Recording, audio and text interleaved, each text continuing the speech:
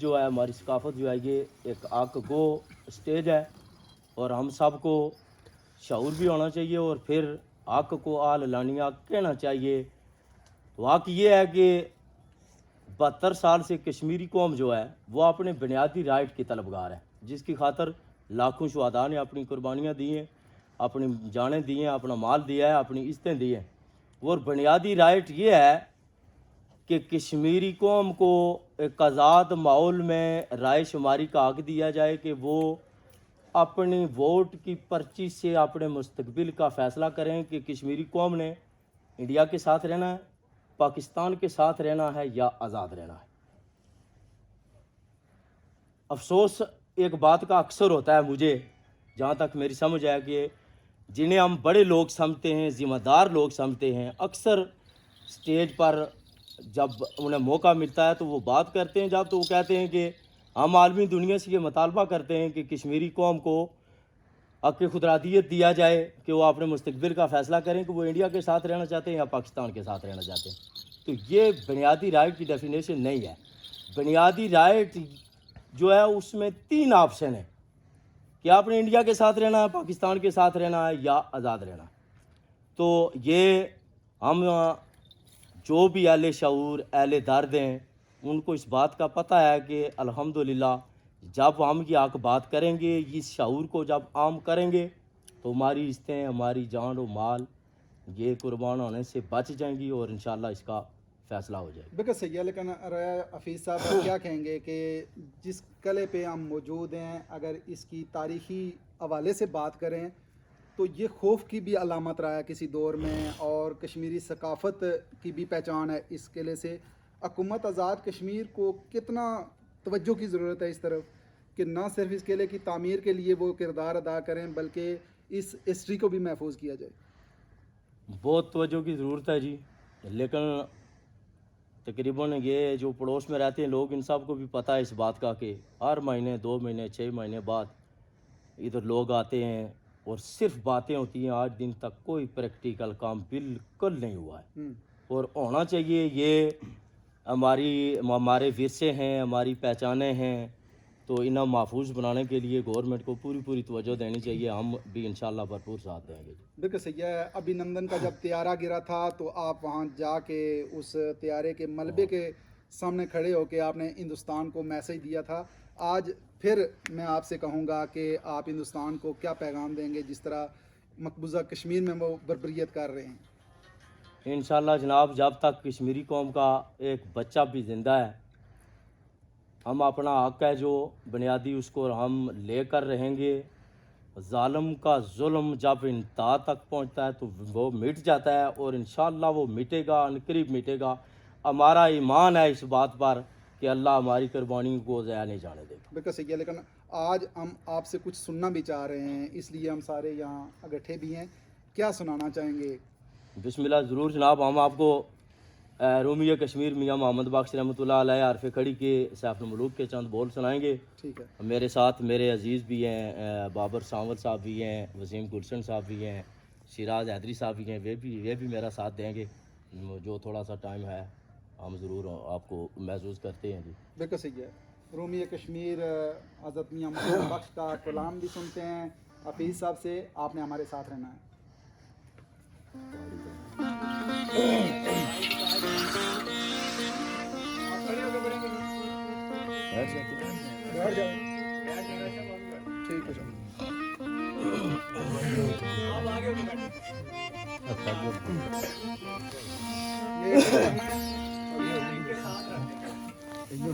है ये इनके पास रखे ना, ये जो उनको पकड़ा दें, म्यूजिक की आवाज़ आए बस। हाँ इनके पास इधर इनका माइक ठीक है, यहाँ बस आप इस तरह देख लगा हुआ आगे ठीक है। मेरा नहीं ठीक नहीं लगा, ये ठीक है।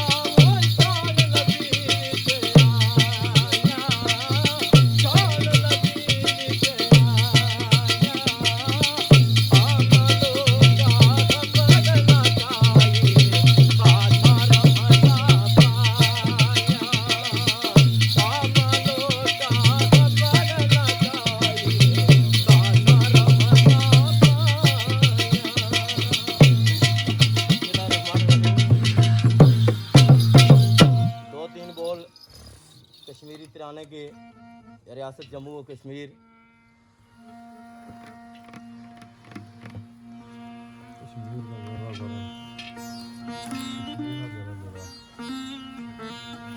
बड़े प्यारे खूबसूरत बोल किसी लिखने वाले ने लिखे हैं। कश्मीर का जर्रा जर्रा है, कश्मीर के रहने वालों का, कश्मीर का जर्रा जर्रा है,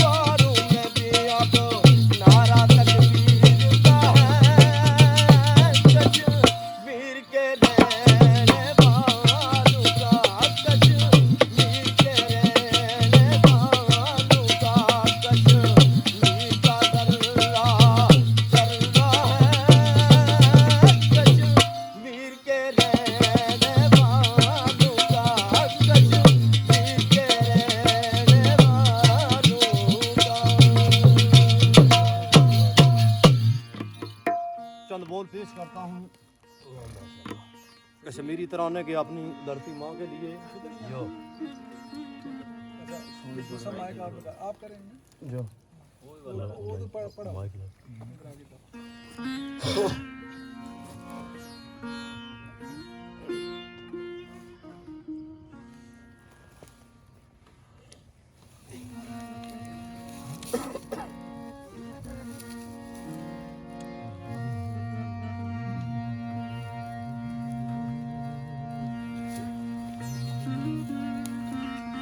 तो शायर अपनी धरती की खूबसूरती के बारे में एक बात लिखता है जो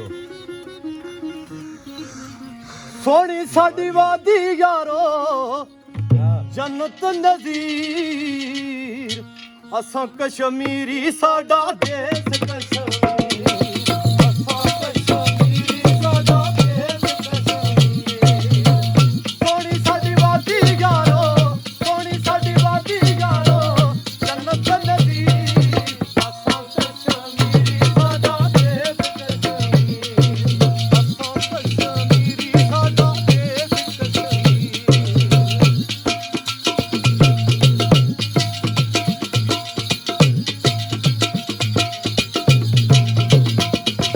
मीर पर जग सवारी टुटिया पानी ते लाला पट्टी यारी साडे नाल ओ मीर पर जग सवारी टुटिया पानी ते लाला पट्टी यारी साडे नाल यारों ते यार असी यारों ते यार असी पीरों दे दी असां कश्मीरी साडा देश कश्मीर ओ असां कश्मीरी साडा देश कश्मीर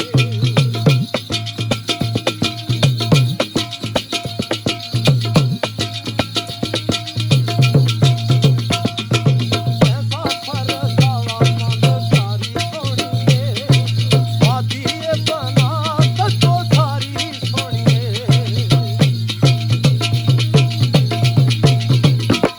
ओ सैसा फरसावा मंदकारी सोनिए वादिए बना तको सारी सोनिए कोटली शहर विच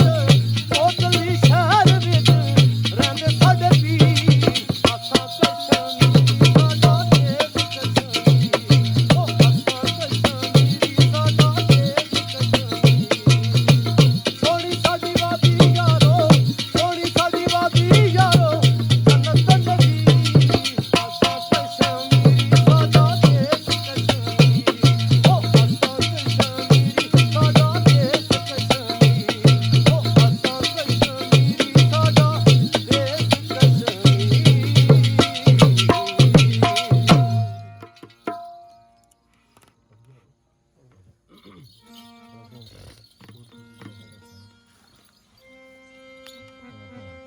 देश कश्मीर